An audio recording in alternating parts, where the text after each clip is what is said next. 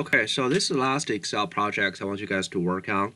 We have a company here running a water processing machine, and it's going to cost them some money, and the machine will cost some additional money each year for maintenance, and of course, it's going to make them some money by producing new products. And I want you guys to first calculate the NPV of the project, and then conduct a scenario analysis incorporating all the 5 cases right here to get an expected NPV and a standard deviation. And also do a sensitivity analysis for the water price and also the cost equipment, and then construct a chart that reflect the sensitivity analysis.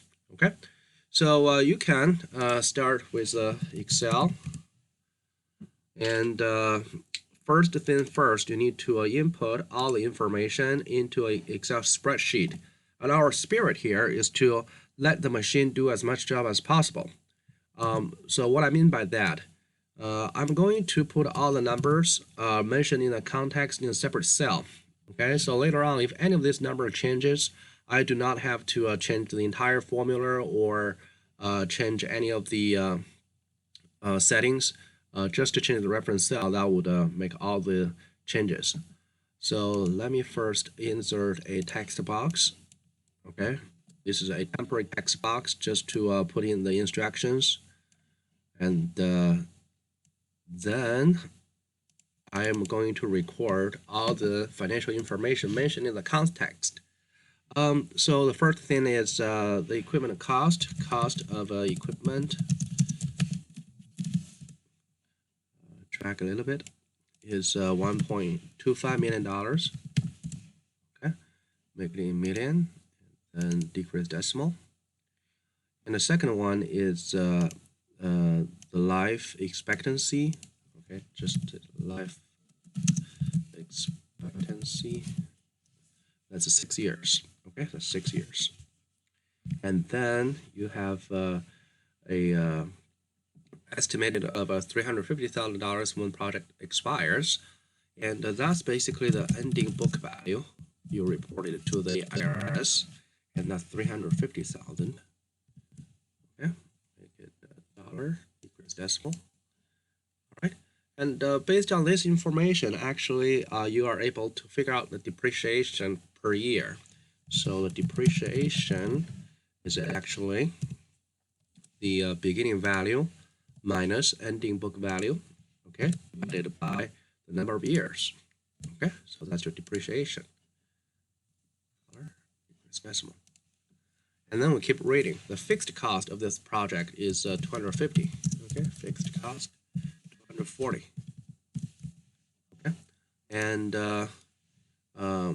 the units of production, they are producing water, fresh water, and it will be units will be 200,000.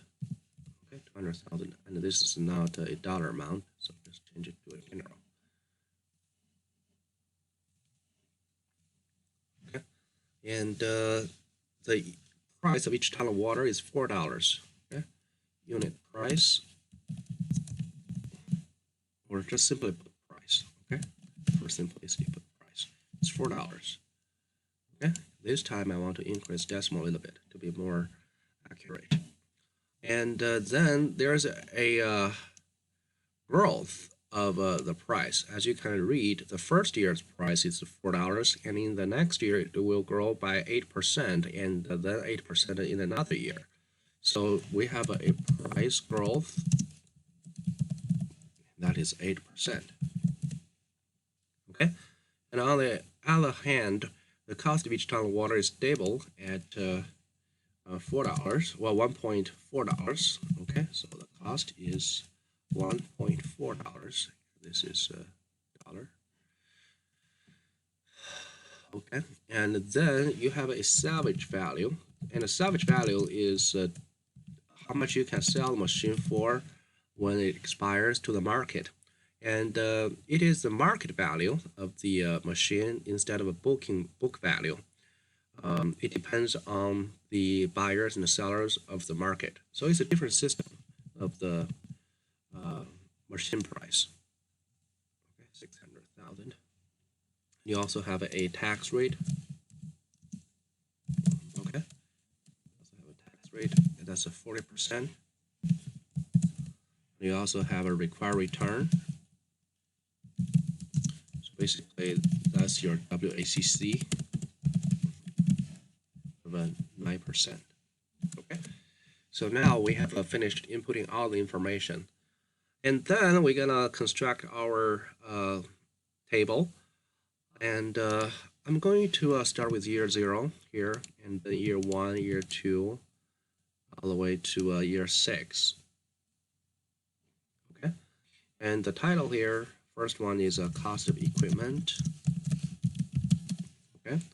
And then, you know, the cost of equipment is a expenditure. So that's a negative cash flow. So I'm going to put a negative sign right here equals to the reference cell. Instead of typing 1250000, I just use the reference cell on the top because I'm going to use all the numbers in this area and put into my capital budgeting table down here.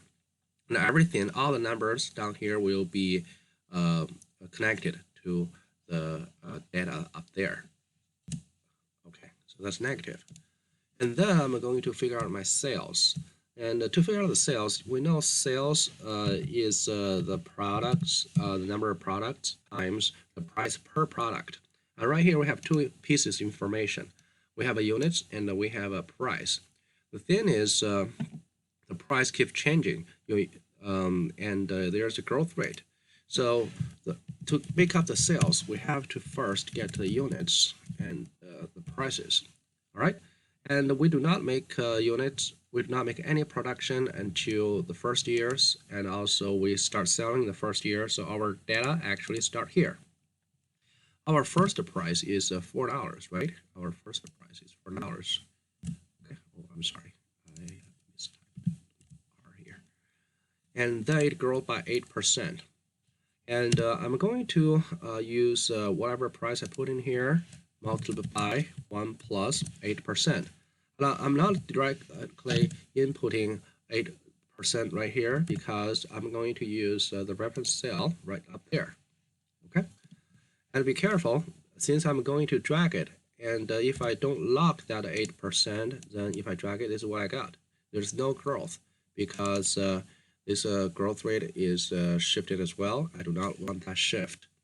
So what I do here is I lock this, manually type in the $sign in front of B and in front of 8.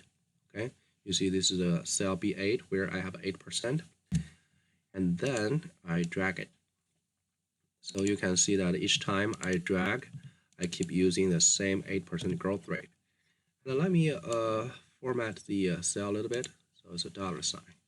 Okay, and for units, I keep using 200,000 tons of water, and that's it. And before dragging, of course, I need to lock this cell.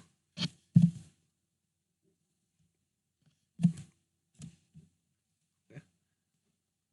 Or you can hit the hotkey F4 to lock the cell. And then we are talking, we can get the sales, which is the price times the units for year 1 and also for all the other future years. Make them dollar amount, decrease decimal. Okay, and the next thing we want to do is to deduct the cost. So our cost is a fixed cost, and we also have a variable cost. And a fixed cost basically is $240,000. Okay, and let me hit F4 to lock that cell.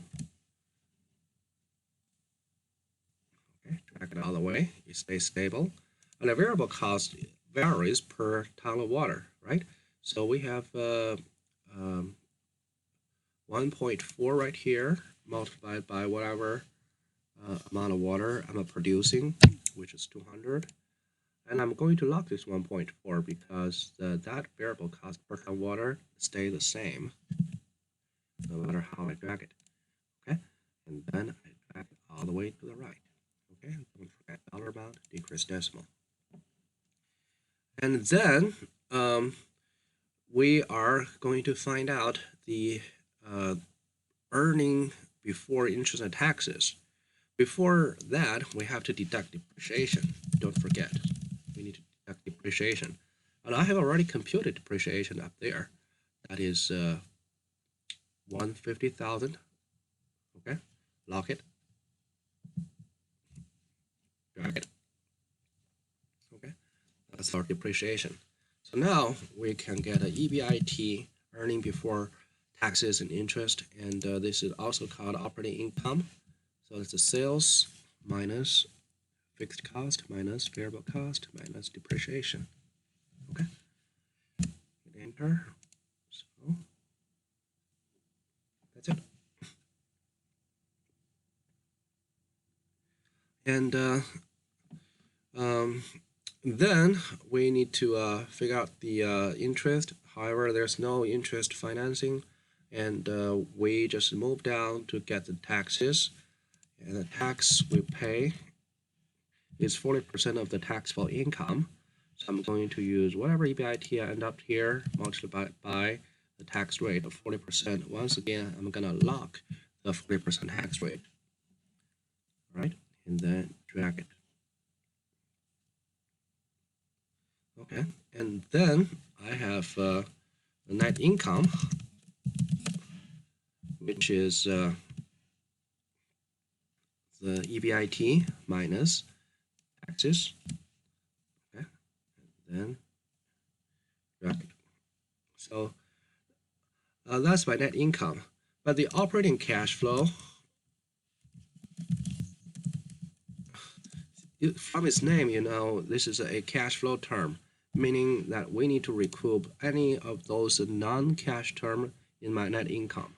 So I know that a net income is an accounting item after depreciation. A depreciation is not a cash term. So what I do here is I add net income and depreciation. Okay, so I recoup the depreciation part of net income. So this is my operating cash flow. Okay, and that's something I really want.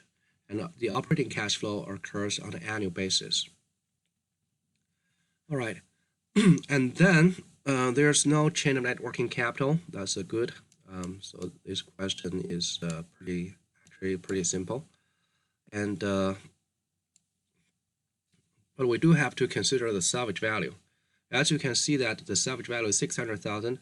Definitely gonna receive that amount of money once you sell the machine 6 years later, and also you will be paying taxes based on the capital gain you make. So what is the capital gain? Originally, you reported the machine value at 350,000 when it expires, but actually you sell it for $600,000. So the difference is 250. That's how much money you make.